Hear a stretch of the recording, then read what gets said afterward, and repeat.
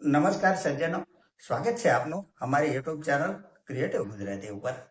તો સજ્જનો, સીધો ભારત દેશને અસર કરે તેવો એક અવળચાંડાએ ભર્યો નિર્ણય ડોનાલ્ડ ટ્રમ્પ સાહેબે લઈ લીધો છે કે રશિયા પાસેથી જે ક્રૂડ ઓઇલ લેવાની છૂટ આપી હતી ને તેની મુદત ગઈકાલે 16 મેના દિવસે પૂરી થઈ ગઈ છે અને હવે આ મુદત વધારવામાં આવશે નહીં. એક બાજુ હોર્મુઝ દરિયાઈ જળમાર્ગનું નાકું તો દબાવેલું જ છે. તેવા સમયે રશિયાથી ક્રૂડ ઓઇલ હવે ખરીદી શકાશે નહીં તેવું સાફ શબ્દોમાં કહી દીધું છે, જેનાથી ભારત જેવા દેશની ક્રૂડ ઓઇલની જરૂરિયાતમાં એક મોટું સંકટ ઊભું થશે. અને જો પેટ્રોલ ડીઝલની જરૂરિયાતને પહોંચી વળવા બીજો કોઈ અન્ય વિકલ્પ નહીં મળે ને તો સમસ્યા પણ સર્જાશે અને ભાવ પણ વધશે. તેમાંથી પછી મોંઘવારીથી લઈ અને વ્યાજદર સુધીના ઘણા બધા પ્રશ્નો ઉદ્ભવશે, જેનો રેલો છેલ્લે સ્ટોક માર્કેટ સુધી પણ આવી શકે છે. સજ્જનો, અહીંયા કંપની તથા ફંડામેન્ટલના વીતેલા ઇતિહાસની ચર્ચા માત્ર અભ્યાસના હેતુથી કરીએ છીએ, જેને ખરીદ વેચાણની ભલામણ નહીં સમજવા આપ સૌને એક વિનંતી કરું છું. આજની ચર્ચાની પહેલી કંપની છે KEI industries limited.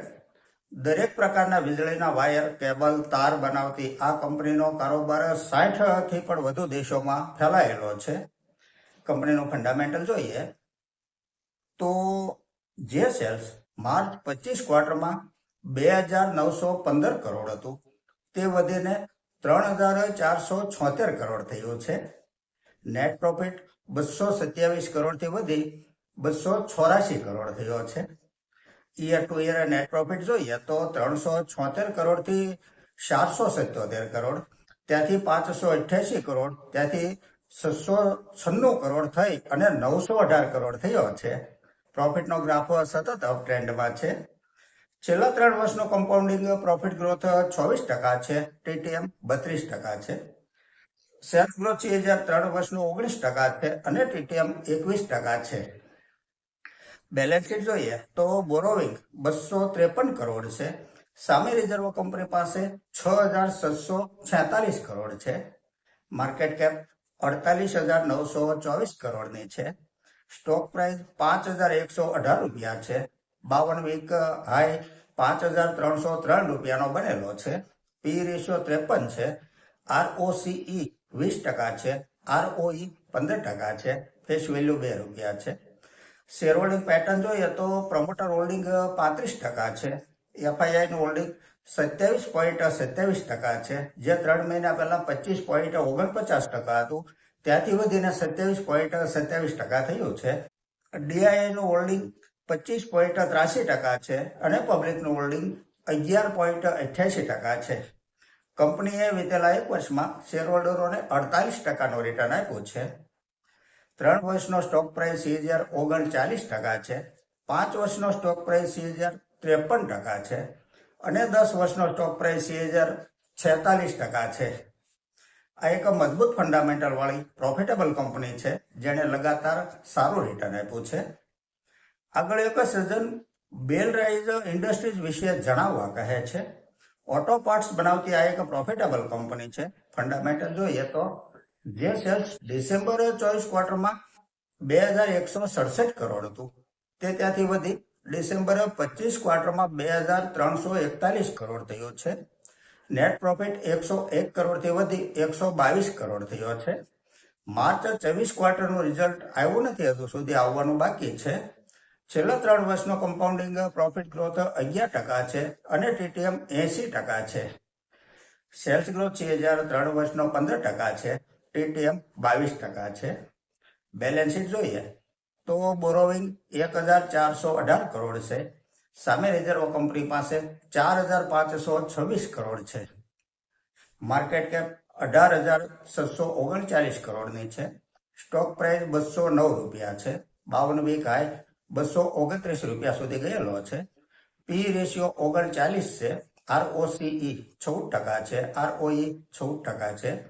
Dividend yield 0.24% છે. ફેસ વેલ્યુ 5 રૂપિયા છે. શેર હોલ્ડિંગ પેટર્ન જોઈએ તો પ્રમોટર હોલ્ડિંગ 66.46% છે. FIIનું હોલ્ડિંગ 8.86% છે. DIIનું હોલ્ડિંગ 10.16% છે અને પબ્લિકનું હોલ્ડિંગ 14.51% છે. કંપની પ્રોફિટેબલ છે, તેમ છતાં જો પ્રોફિટ પોતાની ગણતરી પ્રમાણે થતો હોય ને તો બુક કરી લેવાય.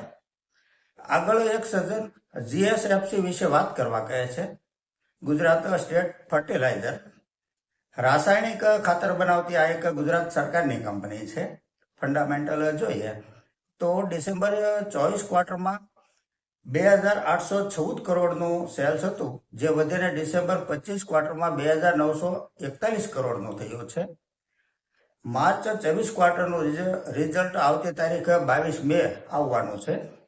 નેટ પ્રોફિટ 136 કરોડથી વધી 158 કરોડ થયો છે.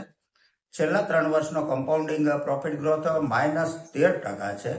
ટીટીએમ 27% છે. છેલ્લા 3 વર્ષનો સેલ્સ ગ્રોથ CAGR 2% છે. માર્કેટ કેપ 6,774 કરોડની છે. સ્ટોક પ્રાઇસ 170 રૂપિયા છે. 52 વીકાએ 221 રૂપિયા સુધી ગયેલો છે. પી રેશિયો 10 છે. ડિવિડન્ડ યીલ્ડ 2.94% છે. ROCE 6.18% છે. ROE 4.77% છે. આ બંને સિંગલ ડિજિટમાં છે. જો એકવાર આપની બાઇંગ પ્રાઇસ આવી જાય ને તો એક્ઝિટ લઈ લેવાય. આગળ એક સજ્જન મ્યુચ્યુઅલ ફંડમાં રેગ્યુલર ગ્રોથ તથા ડાયરેક્ટ ગ્રોથ વિશે વિગતવાર સમજાવવા કહે છે અને શેના થકી રોકાણ કરવાથી રિટર્નમાં સારું રહે તેવી પણ સ્પષ્ટતા કરવા કહે છે. તો કોઈ પણ મ્યુચ્યુઅલ ફંડ હોય તેમાં 2 રીતે ઇન્વેસ્ટ કરી શકાતું હોય છે, એવી જોગવાઈ હોય છે. એક જોગવાઈ એવી છે જે મોટાભાગે એજન્ટ થકી લમસમ અથવા એસઆઈપી કરવામાં આવે છે, જેને રેગ્યુલર ગ્રોથમાં થતું ઇન્વેસ્ટ ગણી શકાય છે. જે ઇન્વેસ્ટ એસેટ મેનેજમેન્ટની એપ થકી અથવા બ્રોકરની એપ થકી થતું હોય છે ને તે મોટાભાગે ડાયરેક્ટ ગ્રોથમાં થતું હોય છે. અને આ બંનેમાં નાનો લાગતો પણ મોટો તફાવત છે. જે તફાવત છે એક્સપેન્સ રેશિયોનો. એક્સપેન્સ રેશિયો એટલે જે તે એસેટ મેનેજમેન્ટ કંપની રોકાણકારો પાસેથી વસૂલ કરાતો ખર્ચો, જેમાં ઓછામાં ઓછો મોટા ભાગે 1%નો ડિફરન્સ હોય છે. ઉદાહરણ તરીકે આપણે જોઈએ તો ડાયરેક્ટ ગ્રોથમાં જો 0.50% એક્સપેન્સ રેશિયો હોય, 0.5% એક્સપેન્સ રેશિયો હોય, તો તે જ ફંડમાં રેગ્યુલર ગ્રોથ થકી જો ઇન્વેસ્ટ કરવામાં આવે ને તો 1.50% જેટલો ખર્ચ લાગી જતો હોય છે, એક્સપેન્સ રેશિયો હોય છે. 1%નો ડિફરન્સ મિનિમમ હોય જ છે. અને આ નાનો લાગતો 1% સરવાળે ઘણો મોટો ફરક પાડી દેતો હોય છે. ઉદાહરણ તરીકે આપણે જોઈએ તો કોઈ રોકાણકારનું 10 લાખનું જો ઇન્વેસ્ટ હોય તો એક વર્ષે 10,000 રૂપિયાનો ખર્ચો રેગ્યુલર ગ્રોથમાં વધારે લાગી જતો હોય છે ડાયરેક્ટ ગ્રોથની સરખામણીએ. અને આ ખર્ચો માત્ર 10,000 રૂપિયા અટકી નથી જતો. બીજા વર્ષે જો નિવેશ વધીને 12 લાખ થયું પ્રોફિટ મળતા કે કોઈ પણ હિસાબે, તો બીજા વર્ષે નવેસરથી 12,000નો વધારાનો ખર્ચો લાગી જતો હોય છે રેગ્યુલર ગ્રોથમાં. જ્યારે તે એક્સપેન્સ ડાયરેક્ટ ગ્રોથમાં નહીં લાગ્યો હોવાથી તે રૂપિયા તેમાં કમ્પાઉન્ડિંગ થવાનું ચાલુ રાખે છે ઠારથી, જેનાથી સમય જતા આમાં મોટો ડિફરન્સ પડી જતો હોય છે. પરંતુ આ વાત એજન્ટ કદી પણ નહીં સમજાવશે જ નહીં. કારણ કે જો એજન્ટ આ વાત સમજાવે ને તો તેઓની દુકાન બંધ થઈ જાય. માટે તેઓ એવું સમજાવશે કે અમે તમને પ્લાનિંગ કરી દઈએ, પોર્ટફોલિયો બનાવી દઈએ, વગેરે વગેરે સમજાવશે. પરંતુ સાચી હકીકત તો એ છે કે આ ઇન્ફોર્મેશન ટેકનોલોજીના જમાનામાં મોટા ભાગે રોકાણકારો પાસે માહિતી અને સમજણ તો હોય જ છે. અને જો રૂપિયા હોય ને તો પોર્ટફોલિયો બનાવતો તો કોઈ પણ શીખી જ જવાના હોય છે. કુલ મિલાકે વાત એટલી કે જો કોઈને પણ મ્યુચ્યુઅલ ફંડમાં ઇન્વેસ્ટ કરવું હોય તો પોતાના સ્ટોક બ્રોકરની એપ થકી ડાયરેક્ટ ગ્રોથમાં નિવેશ કરાય, નહીં કે રેગ્યુલર ગ્રોથમાં. તો સજ્જનો, આ સાથે આજની આ ચર્ચા અહીં પૂરી કરીએ છીએ. જો આપને આજની આ ચર્ચા પસંદ આવી હોય તો લાઈક કરજો, શેર કરજો, મારી ચેનલને સબસ્ક્રાઈબ કરજો. નમસ્કાર.